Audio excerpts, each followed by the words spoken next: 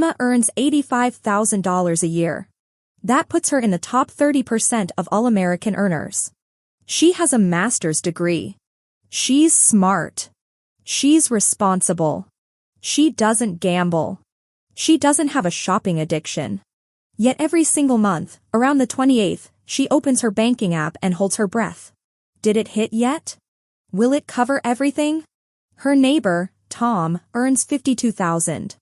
No degree. Works at a local hardware store. He has $40,000 in savings, zero debt, and hasn't worried about a bill in 4 years. Same neighborhood. Different universe. The gap between them isn't math. It's psychology. And today I'm going to show you the 12 psychological forces keeping 78% of Americans trapped in a cycle that has nothing to do with how much they earn. According to the Federal Reserve, 78% of Americans live paycheck to paycheck. And here's the part that doesn't get talked about enough, that number includes people earning 6 figures. People with good jobs. People who, by every external measure, should be fine. If income were the answer, the problem would disappear the moment the salary went up. But it doesn't disappear. It follows people. It scales with them. Emma's felt it at $35,000, at $50,000, at $70,000, and now at $85,000. The ceiling keeps rising and the feeling stays the same. That's not a budgeting problem. That's not a math problem. That's a brain problem. Daniel Kahneman, the Nobel Prize-winning psychologist, spent decades studying how our minds actually make decisions, not how we think they do.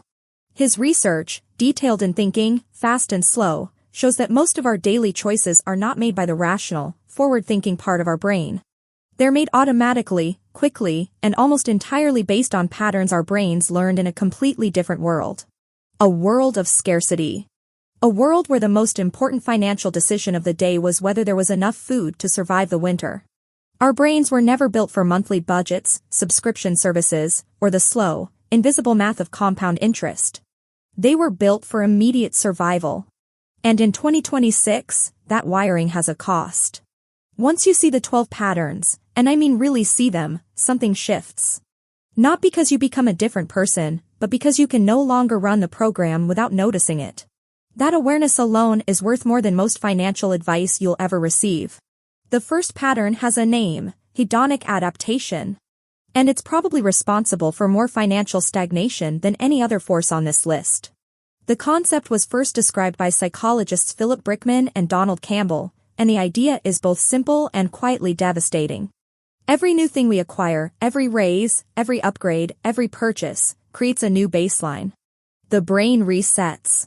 What once felt extraordinary becomes ordinary within weeks or months, and the emotional return fades back to wherever it started. Emma's first salary jump, from $35,000 to $50,000, felt transformational. She remembers exactly how it felt. She took her parents to dinner. She cried in the car on the way home. Within 4 months, $50,000 felt normal.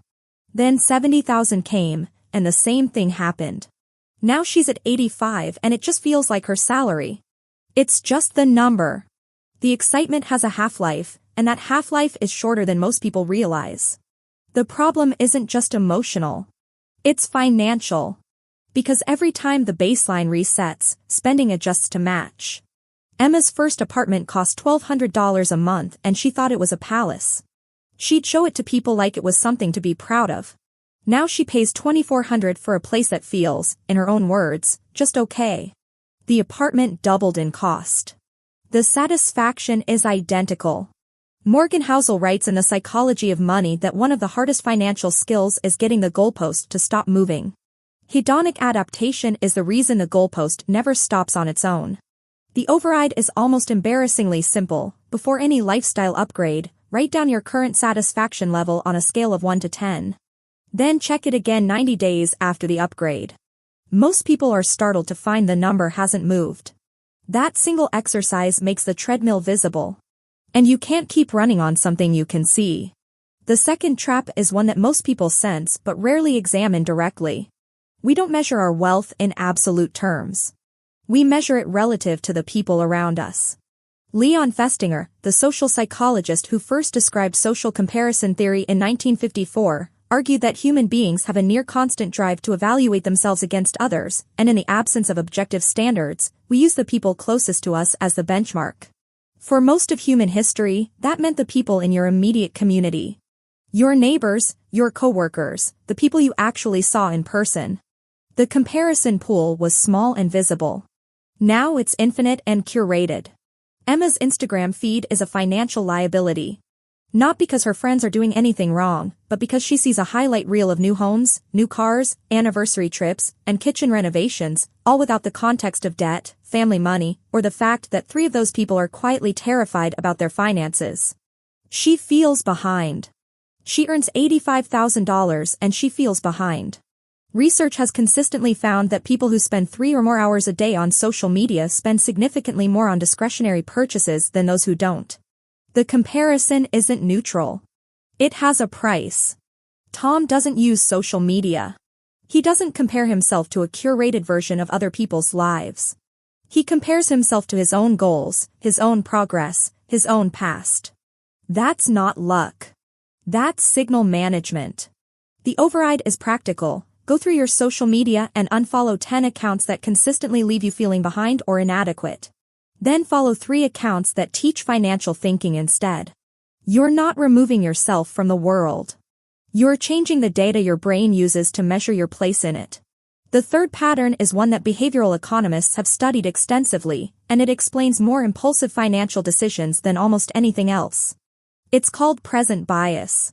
And it means, quite literally, that your brain values $100 today more than $200 in a year. This isn't irrationality in the philosophical sense, it was completely rational for our ancestors. An animal that consumed food immediately survived. An animal that delayed gratification in a world with no storage, no safety nets, and no predictable future did not. Richard Thaler and Cass Sunstein explore this in Nudge, the idea that human beings are systematically wired to overvalue the present relative to the future, and that this wiring shapes almost every financial decision we make without our realizing it. Emma sees a pair of shoes for $180. Her present brain, the fast, automatic, emotionally driven one, says yes, immediately.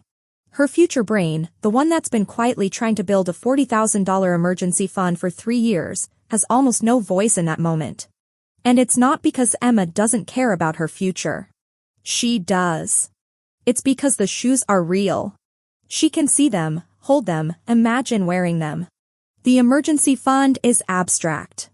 It's a number on a screen in a hypothetical future. The brain cannot weigh those 2 things equally, no matter how much you want it to. The override is to make the future concrete. Put a photo of your goal, the paid-off car, the vacation, the number you want in savings, on your credit card. Not as a motivational trick. As a mechanism that forces your brain to actually see the trade-off in the moment of decision. When the abstract becomes visible, the present bias loses some of its grip. The fourth trap is subtler, and it operates entirely on the basis of where money comes from. It's called mental accounting, and it was one of the key discoveries of Richard Thaler's career, the work that eventually contributed to his Nobel Prize in economics. The concept is this: we don't treat all money as equivalent, even though it is. We create invisible mental categories: salary, bonus, tax refund, gift, found money, and we apply different rules to each category based on its perceived origin. $1 from a bonus feels different from $1 from your paycheck, even though they will buy exactly the same thing. Emma received a $3,200 tax refund last spring. Within 2 weeks, it was gone, spent on a weekend trip she loved but would never have funded from her savings account. She'd never sit down and transfer $3,200 out of her savings for a vacation. That would feel irresponsible. But the refund felt like a windfall. It felt like found money. It felt, in a word, free. The trip and the savings withdrawal are financially identical. The emotional experience of spending that money is completely different. And that difference costs a significant amount of money every single year for most people. The override is structural, not emotional. All incoming money, salary, bonus, refund, gift, goes into one account first. Then you allocate it by a system you designed in advance, not by how it arrived or what mental label your brain has attached to it. The fifth pattern is the one people recognize most immediately, and the one they feel most reluctant to examine honestly. Every emotion has a consumer behavior attached to it. Stress leads to shopping. Boredom leads to browsing. Sadness leads to what we've culturally agreed to call retail therapy. Celebration leads to treating yourself. Even relief, the moment something difficult ends, leads to a reward purchase. The emotional-to-spending pipeline is so thoroughly wired into modern consumer life that most people don't notice it operating. They just notice they've spent money and feel vaguely confused about why. James Clear, in Atomic Habits, describes how habits form not around rational decisions but around emotional cues. The trigger comes first, then the routine, then the reward. For many people, the trigger is an emotional state. The routine is opening a shopping app or walking into a store. The reward is the temporary relief that purchase provides, a relief that lasts, research suggests, somewhere between 15 minutes and an hour before the original emotion returns. Emma shops when she's stressed from work. The average session runs about $74. That happens roughly twice a week. Run that number over a year and it approaches $8,000, spent not on things she planned to buy, not on things she researched or desired, but on the emotional residue of difficult work days. The override is not to stop feeling stressed. It's to interrupt the automatic connection between the emotional state and the spending response. Identify your top 3 emotional triggers. Design a non-spending response for each one. Stressed, walk. Bored, call someone. Sad, write. The urge is real. But it passes in about 15 minutes whether you spend money or not. The 6th trap is the one that makes all the others harder to fix, because it's not about a single decision, it's about the story you've decided to tell yourself about who you are. We buy things that match our identity. Not consciously, not deliberately, but consistently and almost without exception. If you see yourself as professional, cultured, and successful, you buy things that signal professional, cultured, and successful. Premium coffee. Nice clothes. Restaurants where the menu doesn't have prices on the cocktail list. Memberships to things that feel like they belong to a certain kind of person. Emma spends in alignment with her self-concept. She's not being frivolous. She's being faithful to an image of herself that she constructed at some point and has been maintaining ever since, mostly without noticing. Tom spends in alignment with his self-concept too. He sees himself as practical, secure, and free. He buys a reliable car, cooks most of his meals, puts money into index funds, and has almost no interest in signaling anything to anyone. His spending isn't disciplined through willpower. It's disciplined through identity. James Clear's central argument in Atomic Habits is that lasting behavioral change doesn't come from changing what you do, it comes from changing who you believe you are. If you want to change your spending, don't start with the budget. Start with the story. Rewrite the identity. I am someone who builds wealth quietly. I am someone who values freedom over signals. Once that story is genuinely believed, not just recited, but believed, the spending begins to follow it without effort. The 7th pattern is the most emotionally defended one on this list, which makes it the most expensive. 3 words, I deserve this. There is no ceiling on that sentence. It applies equally to a $5 coffee and a $50,000 car. It doesn't require justification. It doesn't require comparison. It doesn't require anything except a moment of desire and the belief, which is almost always sincere, that hard work earns the right to spend. Research on self-licensing, the psychological phenomenon where doing something good gives us unconscious permission to do something that contradicts it, consistently shows that we use earned reward narratives to override financial restraint. I worked hard this week becomes the permission slip for any purchase that follows. Emma says some version of I deserve this 3 or 4 times a week. The purchases are small enough that none of them feel significant. A dinner she didn't plan. A piece of clothing she didn't need. A weekend upgrade. Add them up over a year and the total approaches $8,000, spent not on anything she deeply wanted, but on the transaction itself. On the feeling of deserving.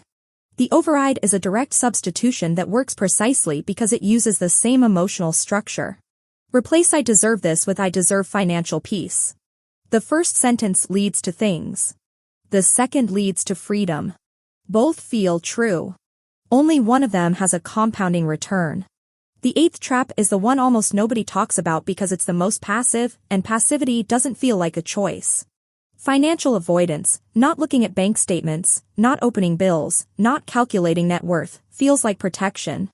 If you don't look, you don't have to feel what looking would make you feel.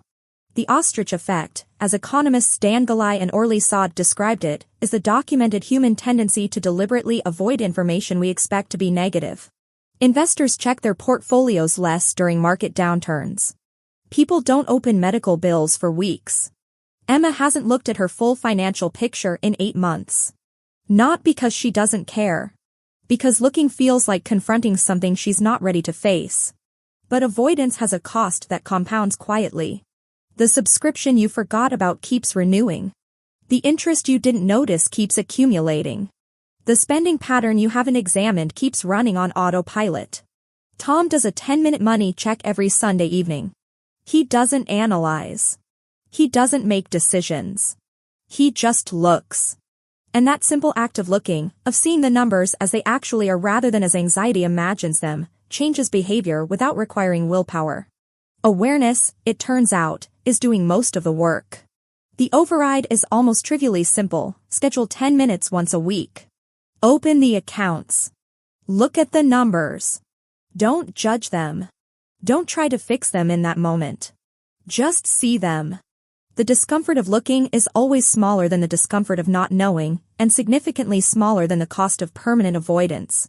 The ninth pattern is the one that consumer companies have spent decades engineering to their advantage. When we're overwhelmed, when the mental load of the day, the week, the month exceeds our capacity to make deliberate choices, we default. We choose the option that's already in place. We keep the subscription we're not using. We continue the spending pattern we didn't design. We don't cancel the free trial because canceling requires a decision and decisions require energy we don't have. Roy Baumeister's research on decision fatigue shows that mental resources deplete across the day, and as they deplete, the tendency to stick with defaults, rather than actively choosing, increases significantly. Emma has 23 active subscriptions. She uses 8 of them. The other 15 are either services she tried once and forgot, or things she intended to cancel but never had the bandwidth to deal with. The monthly waste is $127. That's not because Emma is careless. It's because defaulting is the brain's energy conservation strategy, and the companies that design those subscription flows know exactly how to exploit it. The override is structural, a quarterly default audit. Once every 3 months, review every recurring charge. Cancel anything you haven't used in the past 30 days. This requires one deliberate decision 4 times a year, instead of 12 deliberate non-decisions that your overwhelmed brain keeps deferring. The 10th trap has a name drawn from an unlikely source, an 18th-century French philosopher. Denis Diderot received a beautiful scarlet dressing gown as a gift, and the moment he put it on, everything else in his study looked shabby by comparison. So he bought a new desk. Then the chair didn't match the desk. Then the curtains didn't match the chair. One gift he hadn't asked for triggered a cascade of purchases he hadn't planned, each one necessary only because of the one before it. He wrote about this experience in an essay called Regrets on Parting with My Old Dressing Gown, and consumer behavior researcher Grant McCracken formalized it decades later as the Diderot Effect, the tendency for one acquisition to create a perceived deficiency in everything around it. Emma bought a new couch. $800, which she'd saved for and planned carefully. But once the couch arrived, the old throw pillows looked wrong. So she bought new pillows. Then the rug looked worn against the new couch and the new pillows. So she bought a new rug. Then a coffee table to anchor the rug. Then a lamp because the room needed better light now that everything else had changed. One couch became $3,200 spent across 6 weeks, each purchase feeling individually justified. The override is a single question asked before any purchase: will this make me want to buy something else to match it? Not always. But often enough that the question alone saves a significant amount of money from cascades that feel rational in the moment and only reveal themselves in retrospect. The 11th pattern is quiet and comfortable and extremely dangerous. Normalcy bias is the tendency to underestimate the likelihood of disruption because disruption hasn't happened yet. It's documented primarily in disaster psychology, the reason people in the path of a hurricane sometimes stay home, because no hurricane has ever actually hit their house, and the brain treats personal history as the best predictor of the future. In personal finance, it shows up as the absence of emergency savings. If nothing catastrophic has happened financially in the past few years, the brain begins to treat catastrophe as something that happens to other people. Federal Reserve research has found that 60% of Americans cannot cover a $1,000 emergency without going into debt. Emma has $400 in savings. She is, without fully registering it, one car repair away from credit card debt and the cascade of financial stress that follows. The override here is not gentle. Bad things happen to everyone. Not because life is cruel, but because cars break, jobs change, health shifts, and the future is not a continuation of the recent past. Building a $1,000 emergency fund before anything else, before investing, before paying down anything beyond minimums, before any discretionary upgrade, is the single most stabilizing financial move most people in this income range can make. Not because $1,000 solves everything, but because it breaks the chain. It means one bad day doesn't have to become 3 bad months. The 12th pattern closes the loop on all the others, because it explains why the 11 patterns before it are so hard to see from inside them. Confirmation bias, first formally described by psychologist Peter Wason, is the tendency to seek out and favor information that confirms what we already believe while discounting information that challenges it. We don't just happen to encounter evidence that supports our spending habits. We actively seek it. We share articles about enjoying life now and living in the present. We read opinion pieces about how saving is overrated and balance is everything. We follow accounts that validate the choices we've already made. Charlie Munger, the longtime partner of Warren Buffett, spent his career arguing that one of the most important mental disciplines is actively seeking disconfirming evidence, looking for the information that would prove you wrong, not the information that proves you right. Emma reads content that tells her she deserves enjoyment. Tom reads content about compound interest. Neither is passive in their consumption. Both are curating their information environment, consciously or not, to reinforce existing behavior. Changing what you read and follow is not a soft suggestion, it's a direct intervention in the data your brain uses to normalize financial decisions. The override is deliberate discomfort. Find 3 sources, writers, creators, people in your life, whose relationship with money challenges your current patterns. Follow them. Not to shame yourself, but because discomfort, in this context, is data. It means the comparison is working. 12 patterns. 12 traps. And now the only question that actually matters, which ones are yours? Not in theory. Not as something you vaguely recognize in other people. Which 3 of these are running on autopilot in your life right now, quietly shaping where your money goes each month? That's where this week begins. Be honest about it. Write them down somewhere you'll see them. Put them on a sticky note on your bathroom mirror if that's what it takes. The goal isn't to feel bad about recognizing yourself in this list. The goal is to see the pattern. Because you cannot change what you haven't named. This month, implement one override for each of your top 3 traps. Not all 12. 3. And track your spending for 30 days, not to judge it, not to restrict it, but purely to see it. There is a specific kind of clarity that comes from watching your own patterns in real time, without the distortion of memory or guilt. You'll see things you've been spending on without realizing it. You'll see the emotional triggers in action. You'll see the defaults running. None of that is comfortable, but all of it is useful. Then, at the end of the quarter, compare your spending from month 1 to month 3. Calculate what the overrides actually saved you, in dollars, as a concrete number. And redirect that amount into savings. Not because savings is the ultimate goal, but because the act of redirecting is what makes the change feel real. It closes the loop between awareness and outcome. 6 months after Emma found content like this, she identified her top 3, emotional spending, social comparison, and the deserving mindset. She implemented 3 overrides. She replaced stress shopping with evening walks. She unfollowed 42 accounts and replaced them with 2 financial writers she genuinely respected, and she changed the sentence she said to herself from "I deserve this" to "I deserve peace." 6 months later, she had $4,800 saved. The first time in her adult life she had looked at her savings account without immediately calculating how quickly it would disappear. Her brain didn't change. Her income didn't change. Her neighborhood didn't change and her coworkers didn't change and her life circumstances didn't change in any dramatic way. What changed was her awareness. She stopped running a 200,000-year-old survival program in a 2026 economy without knowing she was doing it.